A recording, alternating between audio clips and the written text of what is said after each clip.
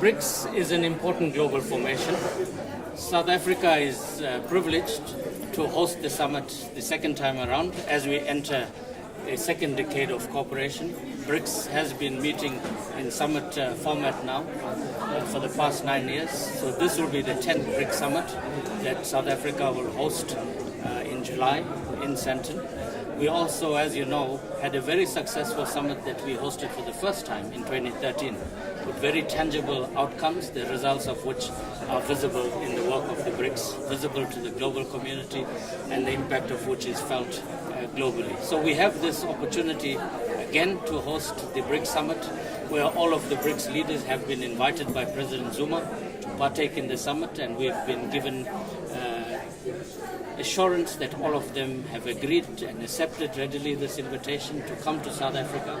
So South Africa has this opportunity to showcase not only amongst our BRICS partners, but to the global community, the positive cooperation that we enjoy within BRICS and its impact not only amongst BRICS countries, but its impact globally, addressing the key challenges we face as countries of the South in terms of our developmental challenges, in terms of growing our economy, in terms of addressing issues of poverty and unemployment, and how we can cooperate together as the BRICS family so that we generate mutual benefit for all of us and we have a win-win cooperation for all of us.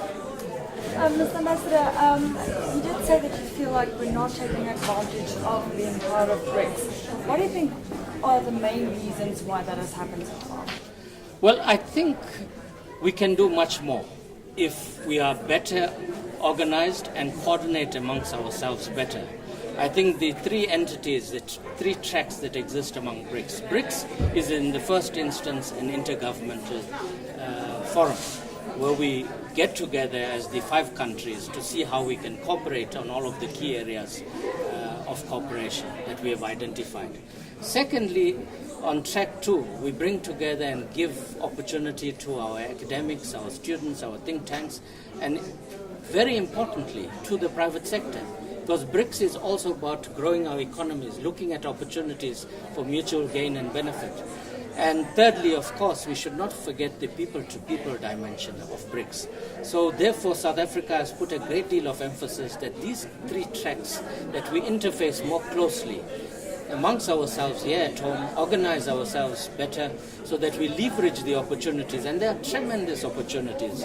All of the BRICS partners are major partners for us on the global scene, not just in terms of addressing issues of political and security cooperation, but the economic cooperation. I mean, you're looking at some of the largest global economies in the BRICS configuration, and how can we benefit, not just as South Africa, but also the African continent through the BRICS formation. So just since South Africa became a member of BRICS, what are the major benefits that you can point out that these were the major benefits we've reaped so far? Well, look, I think just being part of the BRICS family brings major global attention to South Africa, to the African continent, because it is accepted that BRICS is a very important global configuration.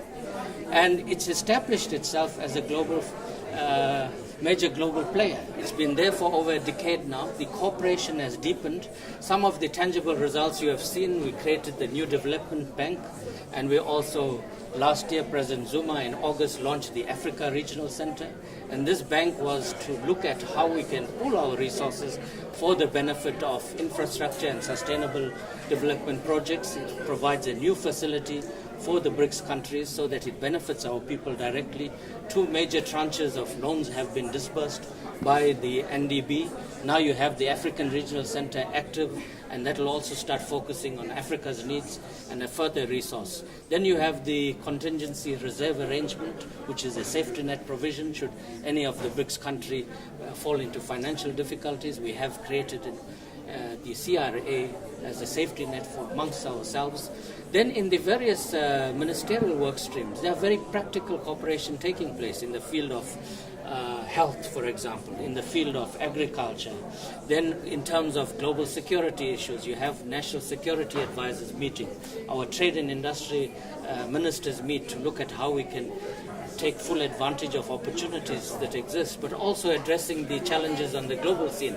As you saw, the recent WTO ministerial in Argentina in December, you had no progress there because of the difficulties and the fault lines that exist between addressing the developmental challenges, which is what the Doha round is about, not receiving sufficient attention, and yet new issues that countries of the South have difficulties with trying to be pushed on the table. So if we can coordinate better as BRICS, it makes our voice on the global front, be it in the WTO, be it at the UN, or whatever multilateral bodies that we participate in.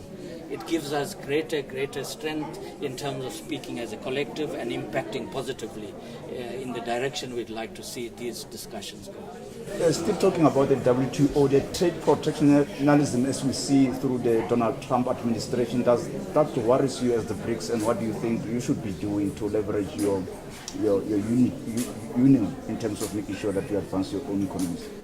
Well, you saw that last week our Deputy President was at the World Economic Forum, accompanied by the economic cluster ministers, Minister Patel, Minister Davis, Minister Kikaba, including Minister Nkwana Mashabane, were all there. And we said that these protectionist measures can only hurt the global economy. We understand that the positive impacts of globalization has not percolated down to the poorest, and we need to address that.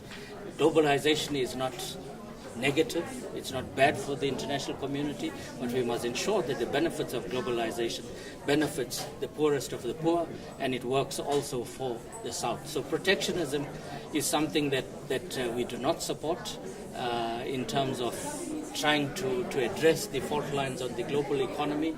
We have to work in tandem and see how we can collectively address the challenges that exist.